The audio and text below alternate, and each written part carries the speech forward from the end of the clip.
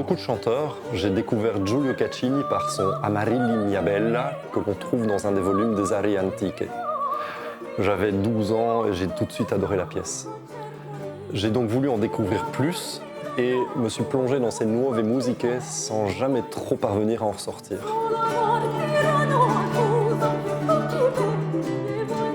C'est l'Euridice de ce même Caccini qui a été l'objet de notre premier enregistrement avec Scherzi Musicali.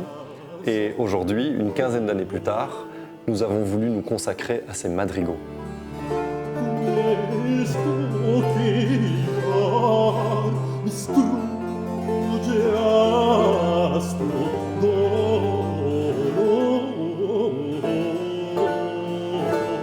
La musique est magnifique et la préface du recueil est une réelle mine d'or. On n'a pas souvent, de la part d'un compositeur de l'époque, autant d'informations sur comment exécuter sa musique. Caccini a joué un rôle déterminant dans le développement du madrigal soliste, et dans cette préface, il nous parle assez précisément d'effets vocaux, d'ornementation, de timing dans les mélismes et dans le débit du texte pour toujours donner l'impression de parler en musique.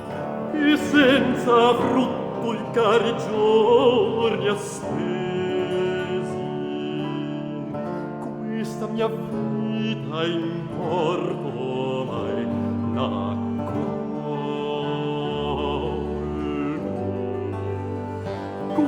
mai Caccini chantait et s'accompagnait principalement du chitarrone.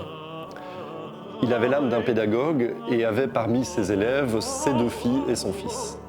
Et d'ailleurs, avec ses enfants et son épouse, il a créé le Concerto Caccini qui ira jusqu'à jouer à la cour de France.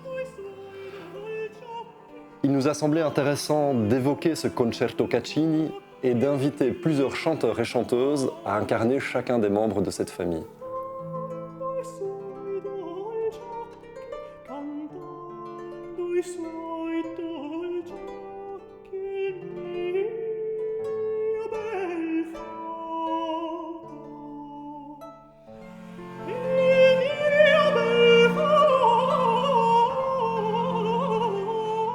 Les 2 sœurs Caccini sont toutes 2 devenues des chanteuses et compositrices de premier plan.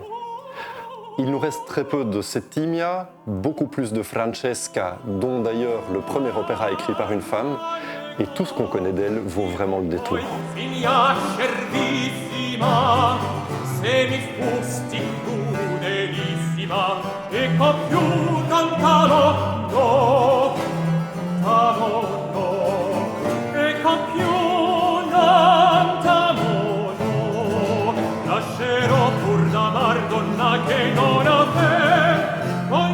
Ce double album raconte aussi la naissance de la basse continue.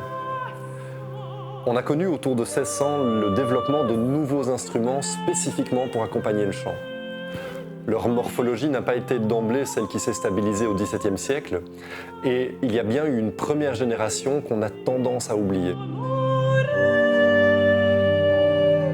Chacun des 2 CD présente une autre déclinaison de ces effectifs de basse continue. L'un Renaissance et l'autre Baroque.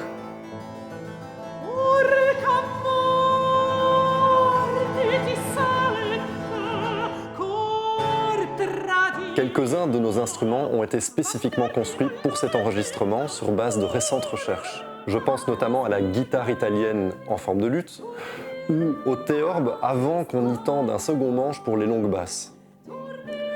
On a au final rassemblé une trentaine d'instruments allant de la toute petite guitare à l'octave supérieure au très long colachon.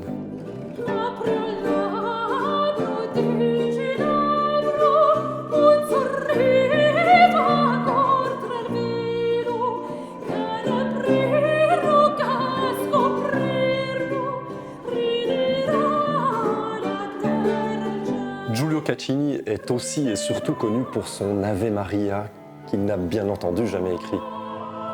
C'est un très joli canular des années 1970 auquel nous n'avons pas résisté pour compléter ce portrait de famille.